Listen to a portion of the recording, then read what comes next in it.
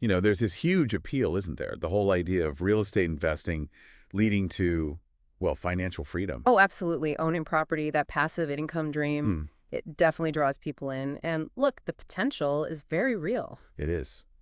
But that's kind of what we want to dig into today, right? Making that potential actually happen starts with knowledge. That's it exactly. Building that solid foundation of understanding before you jump in, it's the step people often miss, unfortunately. Yeah, they see the flashy results, but maybe not the groundwork. Yeah. So our mission here, for everyone listening, is really to lay out those core concepts. We're looking at excerpts from two, The Missing Step in Financial Freedom, Building Knowledge in Real Estate Investing. Which is part of Obsidian of Freeman's How to REI 101 series, published by Fazioli. Good stuff. Right. Think of this deep dive as maybe a shortcut, getting you informed so you can hopefully avoid some of those common costly mistakes. Exactly. It's not about quick flips or getting rich overnight. It's about building a real, lasting understanding so you can navigate this world confidently, make smart choices. Okay, so let's unpack it. Step one, according to Freeman, is mastering market analysis. Sounds fundamental, but maybe easy to gloss over. It is fundamental, and yeah, people might underestimate it. But location. Location is everything. The source puts it bluntly, a good deal in the wrong location is not a good deal at all. That kind of sticks with you, doesn't it? It really should, because market analysis gives you the tools to figure out why a location is good, or maybe not so good, for your goals. And it's not just one thing, is it? It breaks down, Right. First, you've got studying local market trends. which is more than just a quick Zillow search, I assume. Oh, way more. You need to really understand supply and demand in that specific area. Digging into historical price trends is key. Seeing how things have moved over time. Exactly. And rental rates, too. What have similar places actually rented for? Look back a few years. You need that context. What about things like how quickly places rent out, vacancy rates? Yeah, definitely look at average days on market vacancy rates over maybe the last 5, 10 years. If vacancies are creeping up, that could be a warning sign.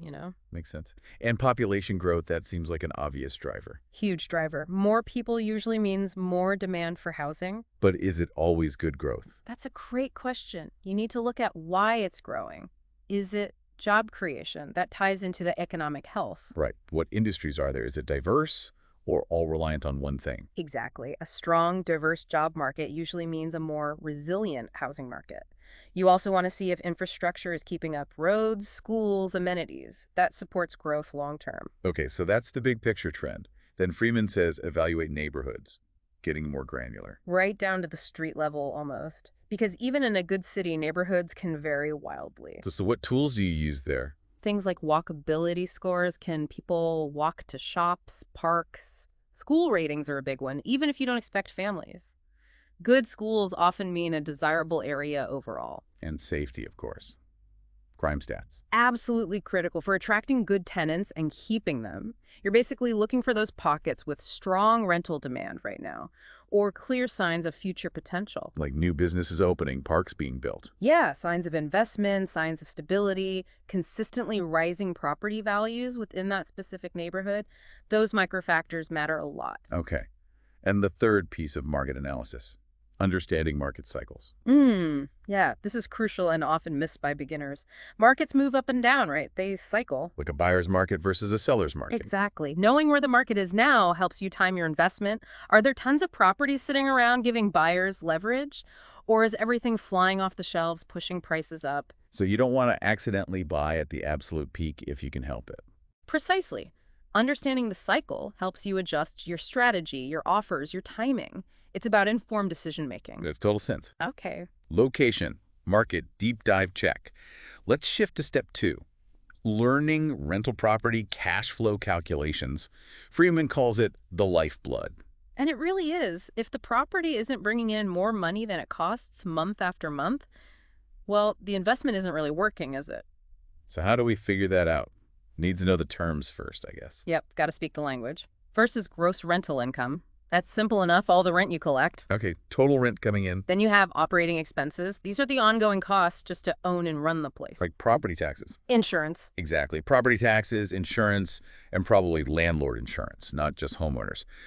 Maintenance is a big one. Repairs. Landscaping, maybe HOA fees. Could be HOA fees. And if you hire a property manager, Their fees usually a percentage of the rent, like 8 to 12%. Don't forget vacancy. You need to budget for times the property might be empty. Right, got to account for that downtime. So you add all those expenses up. And subtract them from your gross rental income. That gives you your net operating income, or NOI. NOI. Okay. So that's profit before the mortgage. Correct. It tells you how profitable the property itself is, separate from your financing. But yeah, most people have a mortgage. Which is the next deduction, right? That's the last big piece. Subtract your mortgage payment principal and interest from the NOI. And that's the cash flow, the actual money left over. That's your bottom line cash flow, the money potentially hitting your bank account each month after everything's paid. So the formula Freeman gives: cash flow, gross rental income, minus, well, operating expenses, plus mortgage payments, all bundled together. Pretty straightforward when you lay it out. The key, though, is being realistic, maybe even a little conservative with those expense estimates. Yeah, I can see how underestimating repairs or vacancy could really hurt. It happens all the time to new investors. You have to be realistic. Now, the source mentions the 1% rule. What's that about? A shortcut. It's kind of like a quick screening tool. The idea is that the monthly rent should be at least 1% of the total purchase price. So a $200,000 house should rent for $2,000 a month minimum. According to the rule, yeah. It's just a really rough way to see if a property is even in the ballpark of potentially cash flowing. Just a starting point, though, right? Not a guarantee. Oh, absolutely not a guarantee. It's a rule of thumb, nothing more. It doesn't account for high property taxes in one area or maybe very low maintenance needs in another. So in expensive markets, maybe you can't hit 1%, but it might still work. Could be.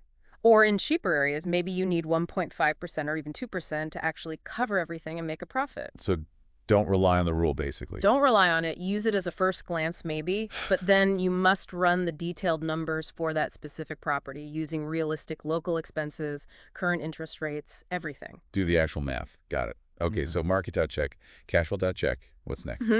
Oh, the less exciting but super important part, laws and regulations. Yep. Not glamorous, but ignoring this stuff is asking for trouble. Fines, legal battles, massive stress. You need to know the rules. Freeman says it protects you. Makes sense. What are the key areas here? Breaks down into about 4 main things. First, property ownership laws. Like zoning, what you're allowed to do with the property. Exactly. Is it zoned residential? Can you legally rent it out short-term or only long-term?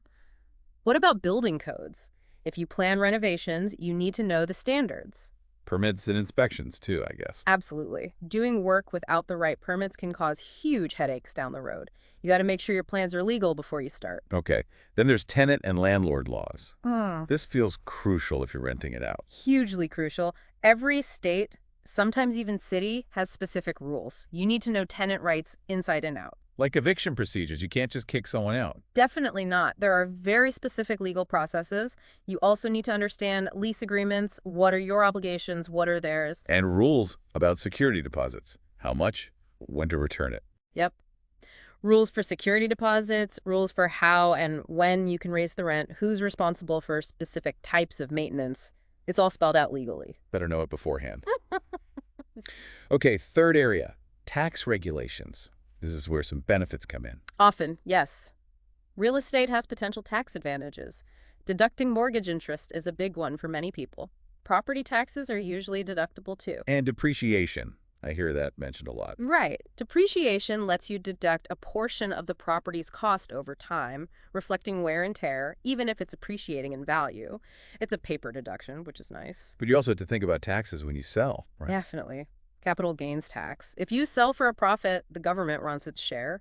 Tax laws are complex and change, though. So talk to a pro. Always. Get a CPA or tax advisor who knows real estate. It's worth it. Good advice. And the last legal bit, insurance requirements. Yeah, you can't just use your regular homeowner's policy on a rental. Need landlord insurance. Typically, yes. It covers different risks. Property damage, sure, but also liability, what if a tenant slips and falls, and potentially loss of rental income if the place becomes uninhabitable due to, say, a fire. So making sure you have the right kind of coverage is key. Absolutely non-negotiable. Protects your asset and yourself. Okay, wow. That's a lot of foundational knowledge, market, cash flow, legal. So if someone's listening and thinking, okay, I need to learn this stuff, what are the practical steps? Freeman gives some ideas. Yeah, really actionable stuff. First, just read books. Sounds simple, but it works. Any specific recommendations from the source? It mentions The Millionaire Real Estate Investor by Gary Keller. That's a classic. And also Investing in Rental Properties for Beginners by Lisa Phillips. Both solid starting points. Good recommendations. What else? Take online courses. There are tons out there on platforms like Udemy or Coursera or specialized real estate sites. You can find courses specifically on market analysis, cash flow calculation, you name it. Learn at your own pace. Structured format. Nice. And stay current. Follow real estate blogs, listen to podcasts. Like this one. Well, yeah. But seriously, resources like BiggerPockets, Freeman mentions them, are huge. Forums, articles, podcasts with experienced investors sharing real stories. Learning from people actually doing it. Exactly. Which leads to the last point. Network. Talk to people. Yes. Join local real estate investor groups, go to meetups, connect with agents, lenders, property managers, other investors who are further along. You can learn a ton just from conversations, can't you? Absolutely. Ask questions, hear their war stories, build relationships. It's invaluable. So, boiling it all down, the big takeaway here, as Freeman really hammers home, is that this knowledge building, it's that critical missing step for so many people. It really is. It's the difference maker. Mastering market analysis lets you find the right deals.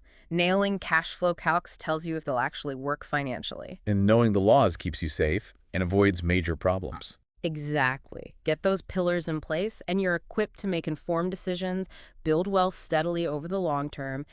It's not about luck. It's about preparation. So maybe a final thought for everyone listening.